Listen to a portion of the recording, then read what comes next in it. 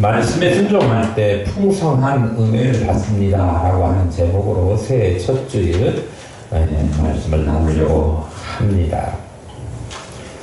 우리 오늘 본문에 보면 호수가 나오는데 게네사렛이라고 하는 호수입니다. 이 게네사렛보다는 우리가 더 친숙한 말이 있는데 갈릴리라고 하는 말이지요. 갈릴리. 그런데 이 갈릴리를 게네사렛 호수라고도 부릅니다. 또 구약 성경에는 긴네렛이라고 하는 말로 불리워지기도 했습니다. 이것을 로마식으로 부르면 디베랴라고도 합니다. 디베랴 바다, 디베랴 호수인데 이 사람들이 바다에 친숙한 사람들이 아니어서 조금 물만 몽땅 모여있고 큰 호수면 바다다 그렇게 부르는 그런 사람들이에요.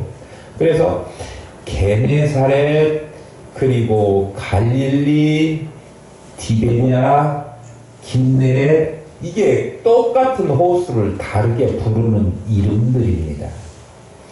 어찌됐건 이 수면보다 200m가 더 낮은 곳에 위치해 있습니다.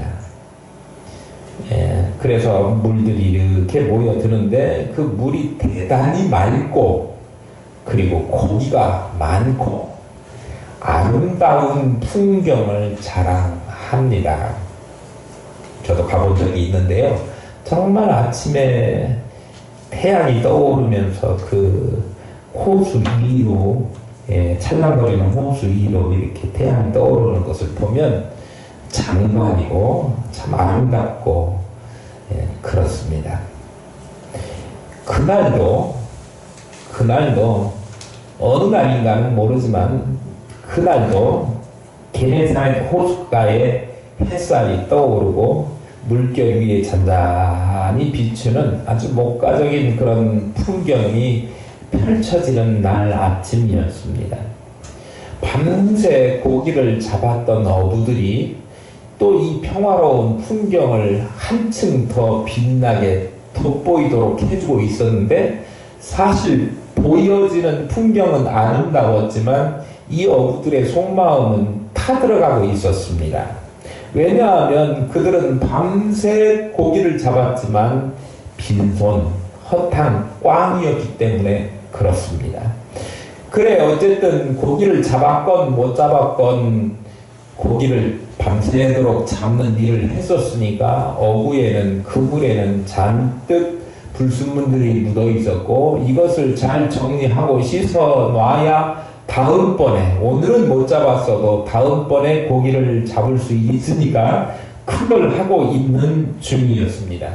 그때 오늘 1절 말씀을 보면 게네사렛 호숫가에서 주님은 말씀을 하고 있었습니다. 그러니까 호숫가에서 주님은 말씀을 많은 무리들이 몰려와서 그 앞에서 말씀을 전하고 있었고 이쪽 호수 쪽에서는 무슨 일이 있었느냐 그러면 밤새 고기 잡았던 베드로 그리고 그의 동업자인 야고보와 요한의 배 그 배 두 척이 몰라요. 또 다른 배들이 또 있었는지는 모르지만 아침에 거기에서 이제 퇴근 준비를 하는 거죠. 어부들이 밤에 고기를 잡는 야근을 하고 아침에 해가 떠오르니까 퇴근을 하려고 그렇게 그물을 싣고 있었습니다. 무리들이 예수님께 가까이 와서 예수님의 말씀을 들으려고 몰려왔는데 게네사렛 호숫가에서 말씀을 증거하시다가 호숫가 쪽을 바라보게 되니까 배가 두 척이 있는 거예요. 시몬 베드로의 배 한 척하고 그리고 오늘 본문 읽지는 않았지만 조금 내려가면 10절에 보면 동업자 야고보와 요한의 배였을 것입니다.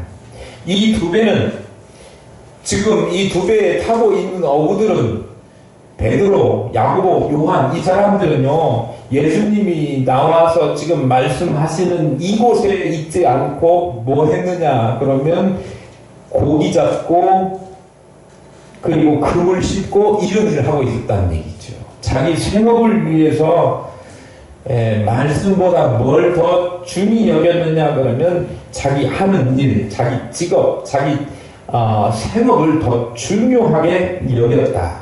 자기 일에만 열심이었다 그런 이야기예요. 그런데 말씀보다 자기 일에 더 열심히 했었지만 그럼에도 불구하고 자기 일에 얻은 소득이 있느냐 하면 그렇지가 않다라고 하는 사실입니다. 그런데요, 제가 그런데요 그러면 조금 텔레비전에서 누구 같은 생각이 들어가지고 그런데요, 그런데요, 이 베드로가 그럴 처지가 아닙니다. 오늘 5장을 우리가 읽었지만 조금만 위로 올라가서 4장에 보면 얼마 전에 베드로의 장모가 아주 심한 열이 나가지고 예수님이 그 장모에게 가서 그 열병을 꾸짖으시고, 오늘날로 말하면 코로나19에 걸렸는지도 몰라요. 그런데 그렇게 누워서 이제 곧 죽을 수밖에 없는 상황이 된 베드로의 장모를 보시고 열병을 꾸짖으시니까 병이 나가고, 그리고 여자가 일어나서 수종을 들었어요. 고침을 받았다라고 하는 이야기죠. 그러니까 주님이 찾아오셔서 자기 장모의 열이 심하게 나는 열병, 그거를 치료해 주셨는데, 사실 그런 은혜를 받았으면 저분은 대단한 능력자시고 말씀으로 또 병을 고치시기도 하고 치유하시는 그런 분이시니 내가 그분이 말씀하실 때는 항상 잘 듣고 그 능력을 내가 믿고 그래야 된다고 마음속에 아마 작정도 했었을 겁니다. 그런데요, 사람이라고 하는 마음이요, 마음을 먹어도 그게 오래 못 가요. 오래 못 가가지고 정말 올해는 잘 해보겠습니다, 그렇게 결심을 하고 하지만 그런데 그게 우리나라 사람들은 작심 3일이라고 하던가요? 3일은 가야 되는데 3일도 못 가는 데도 많다니까요. 사람이 그래요. 베드로도 장모님의 병을 고쳐주시는 것을 자기가 봤잖아요. 그러니까 내가 주님 말씀대로 주님의 말씀에 능력 있음을 믿고 그대로 말씀을 쫓아가는 삶을 살겠습니다 해야 되는데, 지금 병 고침을 받지도 않은 다른 많은 사람들은 주님이 병 고쳤어, 베드로의 장모 그거 말하지 말라고 주님께서 당부하셨는데도 좋은 일, 그런 일들은 막 사람들 사이에서 소문이 퍼져가지고 많은 사람들이 주님 주변에 모여들어요. 옛날 성경에 옹이한다 그렇게 써있어요. 몰려들었어요. 그래서 말씀 듣는 일에 많은 사람들이 집중하고 있는데, 정작 하나님의 은혜를 체험하고 목격하고 피부로 느꼈음에도 불구하고 뭐가 더 급해서 먹고 사는 일이 더 급하게 생각이 돼서 말씀 듣는 일보다 거기에 집중하고 있었다라고 하는 사실입니다. 그런데 밤새도록 고기를 잡고 그물을 깨끗하게 이제 손질하고 들어가야 되겠다라고 하는 그 실망한 마음을 감추지 못하고 있는 그런 참이었는데, 예수님께서 그래도 전에 장모의 열병을 고쳐주셨으니까 베드로는 안면이 있지 않습니까? 그러니까 그의 배인 줄 알고 그의 배에 오르셔가지고 시몬 베드로에게 배를 육지에서 조금 멀리 떼라 이렇게 한 거죠. 주님께서 왜 육지에서 좀 멀리 떨어지라고 했을까요? 배에 앉으셔서 사람들을 이렇게 둘러보면서 하도 많은 무리가 오니까, 그러니까 배가 강대상된 거고, 그리고 이제 사람들을 이렇게 바라보면서 하나님의 말씀을 증거하신 거죠. 그래서 배를 좀 빌려주고 거기에서 말씀을 증거하도록 하나님 주님께서 말씀을 하셨는데, 4절 말씀해 보세요. 말씀을 마치시고 시몬에게 이르시되 깊은 데로 가서 그물을 내려 고기를 잡으라 그렇게 말씀하십니다. 주님은 이미 베드로에게 말씀하실 수 있어요. 장모의 병을 고치신 분이시기 때문에 베드로는 예수님이 배를 빌려달라고 하니까 배를 빌려줬고 그 곁에서 말씀을 듣다가 그리고 은혜를 받게 된 것입니다. 주님께서 깊은 데로 가서 그물을 던져라 그 말씀을 들었어요. 그리고 그 말씀을 듣고 난 다음에 가서 깊은 데에 가서 그물을 말씀에 의지해서 던졌어요. 그리고 그물이 찢어질 만큼 많은 고기를 밤에 그렇게 날밤을 새우고 자기의 총 지식을 다 동원해가지고 고기를 많이 잡아보려고 했어도 못 잡았는데 주님의 말씀을 듣고 난 이후에 그대로 했더니 고기를 많이 잡게 되었다는 거예요. 우리가 주님의 말씀의 권세를 체험하려면 주님의 말씀을 들어야 됩니다. 주님의 말씀을 듣는 일에 열심을 내야 됩니다. 예수님의 말씀의 권세 알고 있는 것만으로 되지 않고요. 그 말씀을 들은 대로 그대로 따라서 행동으로 옮기는 것 또한 중요하다 그런 말씀입니다. 베드로에게 주님께서 깊은 데로 가서 그물을 내려 고기를 잡으라 그렇게 말씀하니까 베드로가 어떻게 했습니까? 5절에 보세요. 시몬이 대답하여 이르되 선생님 우리가 밤이 새도록 수고하였으되 잡은 것이 없지만 말씀에 의지하여 내가 그물을 내리리이다 하고 6절에 그렇게 하니 고기를 잡은 것이 심히 많아 그물이 찢어지는지라 그랬습니다. 베드로는 그물을 내렸습니다. 말씀에 의지해서 그물을 내렸어요. 순종했습니다.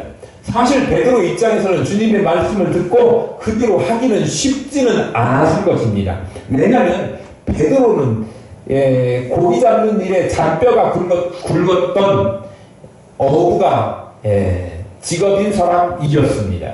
물고기 잡는 데 있어서는 다른 거는 몰라요. 베드로는 원래요 그 공부를 잘했던 것 같지는 않아요. 베드로가 쓴 베드로전서 후서 이런 것들 읽어보면 누가가 기록한 그런 문체나 필체, 문필력 이런 거하고는 좀 비교가 격이 좀 떨어져요.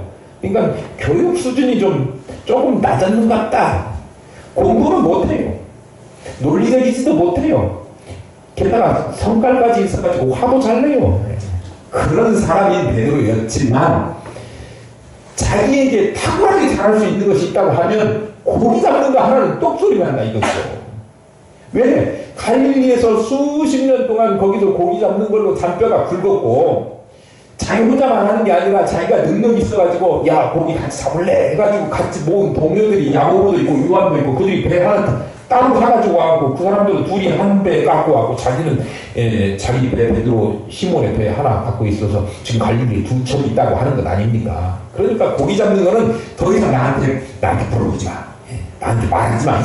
이런 차원이에요. 그런데 깊은 데로 가서 고기를 잡으라. 상식적으로 자기가 여태까지 고기 깊은 데 거의 수심 200m가 넘는 그런 낮은 곳인데 그보다 더 깊은 데다가 넣으면 고기들이 모이지도 않고요. 고기는요 꼭 자기가 있는 그 수면이 있대요. 텔레비전에 보니까 뭐 바닷가 사람들이라고 하는 교육방송에서 그런 프로그램이 있던데 그 사람은 갈치를 16년 잡았대요.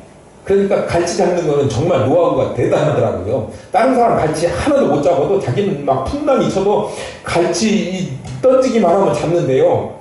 그 사람은요 그냥 던지는 것 같아도 던지고 고기가 몇 번째 바늘에서 무는지 그런 거 잘 보고 있다가 바늘이 1, 2, 3번이 물었다 그러면 조금 더 바늘을 올려가지고 높이고 아래에서 물렸다 그러면 위를 안 물고 아래에서 물렸다 그러면 이 높이를 조절해가지고 아래로 내리고 이런 일을 그 사람이 잘 하니까 다른 사람들은 무턱대고 막 깊이만 넣으면 될 줄 알고 막 끝까지 낚싯줄을 풀어가지고 해도 한 마리도 못 잡는데 이 사람은 줄줄이 10마리씩 거짓말 아니에요. 바닷가 사람들 제 방송 한번 보시기를 바래요. 정말 노하우가 있어요. 16년 고기를 잡았는데 이 갈릴리에서 게네사렛에서 이 고기 잡던 베드로는 그보다 더 경력이 출중하고 오랫동안 고기를 잡은 사람이에요. 그걸로 장교가 굵었어요. 그러니까 고기 잡는 일에 대해서는 다른 사람한테 내가 최고야 라고 자부심을 가지고 있는데 깊은 데로 가서 넣으라고 그러니까 내가 여태까지 깊은 데다 넣어갖고 고기 잡아본 일이 한 번도 없는데 무슨 말씀을 하십니까? 당신이 뭘 알긴 아세요. 당신은 목수의 아들이고 목수잖아요. 나한테 그런 얘기 하시지를 마시라니까요. 이렇게 할 수 있는 입장이에요. 우리도 그렇잖아요. 뭔가 내가 잘하고 있는데 뭣도 모르는 사람이 와갖고 이렇게 하세요. 이렇게 하면 그 말 듣기가 쉽지가 않습니다. 더군다나 지금 제가 베드로 입장이어도 이거 쉽지가 않은 이유가 있어요. 주부들이 설거지 다 해놓고 남편이 가가지고 또 그릇에다가 우유를 따라 먹고 거기다 콘프라이트를 해가지고 뺏어 말려놓으면 아침에 좋아할 주부들이 하나도 없습니다. 저도 그래갖고 몇 번 혼났어요. 지금 베드로는요 밤에 고기도 못 잡아서 피곤하고 짜증나는데 그래도 다음 고기를 잡기 위해서 그물을 손질을 해가지고 다 추려가지고 이제 집에 갈 챙겨하고 있어요. 이제 집에 가려고 그래요. 근데 이거 다 마무리 오늘은 심하게 하려고 그러는데 주님이 깊은데 그 그물을 풀어 헤쳐가지고 던져라 그러니까 깊은데 넣는 것도 짜증나고 깊은데 넣어봤자 나오지도 않을 거고 그리고 지금 때는 저녁 때도 아니고 아침 때가 돼가지고 저녁 무렵 의심풀이할 때 이렇게 고기가 잘 잡히는데 날이 확하게 새갖고 이런 상태에서 고기도 잡힐 리가 없는데 고기 잡는 시간이 따로 있는 건데 이 시간에 지금 고기 그물을 넣으라고 그렇게 이야기하는 데다가 지금 다 추려가지고 다음 낚시올 채비를 해놨는데 다시 그물을 풀어 헤쳐서 넣으라니요. 그런데 그렇게 순종하지 않을 이유들이 많은데 베드로는 순종했다 그런 말씀입니다. 베드로는 이해할 수 없는 이런 모든 조건과 상황에도 불구하고 주님의 말씀을 순종했는데 밤새도록 수고를 하고도 고기를 잡지는 못했지만 주님의 말씀에 의지해서 다시 그물을 내렸습니다. 결과가 어떻게 됐습니까? 또 헛수고였습니까? 주님의 무식함이 드러나는 순간이었습니까? 그렇지 않습니다. 베드로의 순종은 정말 놀라운 역사를 가져왔습니다. 고기가 너무 많이 잡혀가지고 그물이 찢어질 정도가 되었습니다. 그물을 올려 배에 실으니까 자기 배에 꽉 채우고도 남아가지고 다른 배까지 동역자의 배까지 가져다가 실었는데 두 배에 가득 차게 되어서 배가 가라앉을 지경이 되었습니다. 이것이 주님의 말씀에 순종하는 자에게 주어지는 풍성한 축복이라고 하는 말씀입니다. 진리의 말씀 이게 참 중요하고 그 말씀에 순종하는 것이 무엇보다도 중요한데 진리의 말씀도 마음으로만 받고 그것을 마음속에만 잘 감직하고 있어야지 그러고 있으면 아무 소용이 없다는 거예요. 마음속에 받은 그 말씀대로 우리가 행동으로 옮기고 실천하고 성도들이 신앙의 열매를 거두려고 하면 주님의 말씀을 실천해야지 그렇지 않고 머릿속에 관념적으로만 가지고 있으면 달콤한 꿈에 지나지 않아요. 그런데 그 꿈을 실제 상황, 현실에서 나타나 경험하고 싶으면 우리가 말씀을 받은 대로 실천하고 그대로 따라야 하는 것이 우리에게 필요하다고 하는 거예요. 우리 성경에 그때 살펴봤지 않습니까? 아브라함이 떠나! 정말 떠나기 쉽지 않은 그런 때인데 가라! 그럴 때 어딘지 목적지도 안 알려준 그곳을 향해서 무턱대고 일어나서 걸어갈 수 있는 그 믿음 일어나서 갔다니까요. 그러니까 그에게 하나님께서 가나안 땅도 얻게 하시고 복의 근원도 하게 하시고 그들 자손을 통해서 많은 하늘의 별과 같이 모리알같이 그렇게 많은 은혜를 주셨다고 하는 사실입니다. 모세도요 하나님의 말씀을 순종해서 애굽을 떠났기 때문에 그 놀라운 출애굽의 역사를 그가 그의 손을 통해서 이루어낼 수 있는 그런 은혜를 받았지요. 그가 하나님의 말씀만 들어야지라고 하는 관념만 가지고 있고 그리고 이스라엘 백성들을 나는 뭣도 못하고 말도 못하고 힘도 없고 그러니까 못 데리고 가요 하고 하나님의 말씀은 좋기는 한데요 나는 못해요 거기에 멈췄다고 하는 그런 이스라엘 백성들을 인도해내는 그런 훌륭한 리더 지도자는 되지 못했을 것입니다. 실천은요 우리가 행동으로 옮기는 거는요 믿음을 가지고 있는 것을 밖으로 표현해내는 실천은 믿음의 의적 표현입니다. 믿음이 있는 사람은 행동으로 옮깁니다. 믿음이 있는가 없는가를 보여주려면 행동으로 옮겨야 된다는 거예요. 나는 믿음이 있어요 하지만 행동으로 옮겨주지 못하면 그건 죽은 믿음이고 믿음이 없다고 이야기할 수 있는 거예요. 그러니까 믿음이 있는 성도 여러분 행동으로 옮기고 삶으로 실천하시고 말씀 들은 대로 옮겨 살으시기를 축복합니다. 베드로처럼 주님의 말씀에 순종하고 실천하는 사람만이 그 사람만이 그물이 찢어질 만큼 감당 못할 은혜와 복을 받게 될 것입니다. 믿음도 중요하고 기도도 중요하지만 삶으로 살아내는 것 또한 대단히 중요한 것을 여러분들 기억하시고 하나님의 말씀대로 성경에 뭐라고 말씀하셨냐면 이 율법책을 주의하라 지켜 행하라 그리하면 내 길이 형통하리라 그렇게 말씀하시는 거예요. 지켜 행하라 그랬습니다. 주의 말씀을 잘 순종해서 실천하시는 우리 삶 가운데서 그 주님의 능력 경험할 수 있도록 행동으로 옮기는 믿음의 사람들 다 되실 수 있기를 축복합니다. 아멘. 베드로가 깊은 데 가서 굴을 던지라고 하는 주님의 말씀에 순종하니까 정말 많은 물고기를 얻게 되었습니다. 그물이 찢어지도록 엄청나게 잡혔고 다른 배에 나눠 실어도 두 배가 잠길 정도로 그렇게 많은 물고기를 잡았습니다. 그런 거 보면 주님은요 은혜를 주시더라도요 조금 주시는 게 아니라 정말 많은 은혜를 주시는 거예요. 주님의 은혜는 늘 풍성하게 주십니다. 주님은 은혜를 베푸시되 세상 사람들 조금 넉넉한 사람들이 부족한 사람들에게 넣었어 그럴 때 얼마나 풍덩하니 주는 거 보셨어요?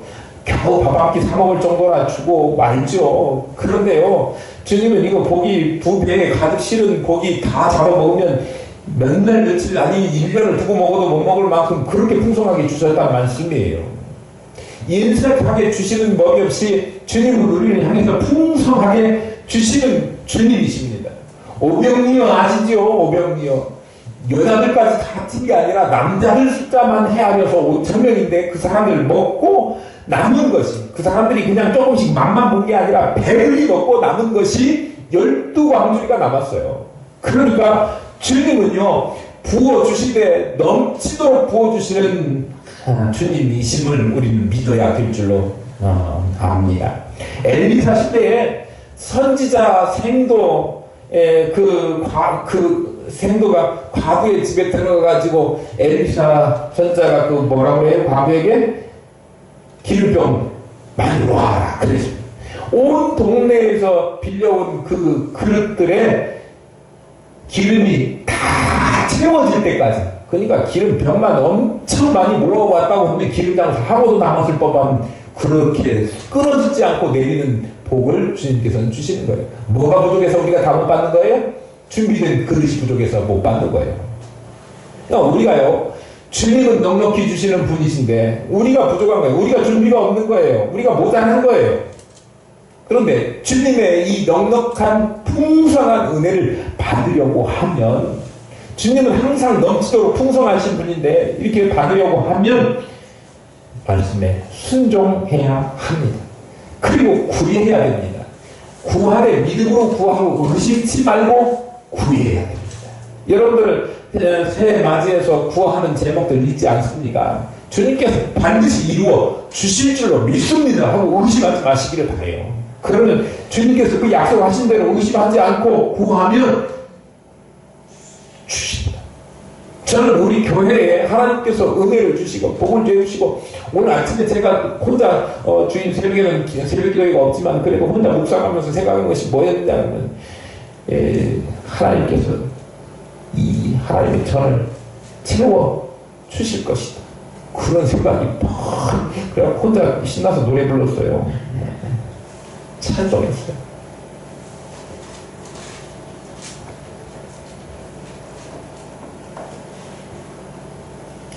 하나님은 우리가 생각하는 것보다도 더 큰 은혜로 더 풍성한 것으로 넘치도록 채워 주십니다.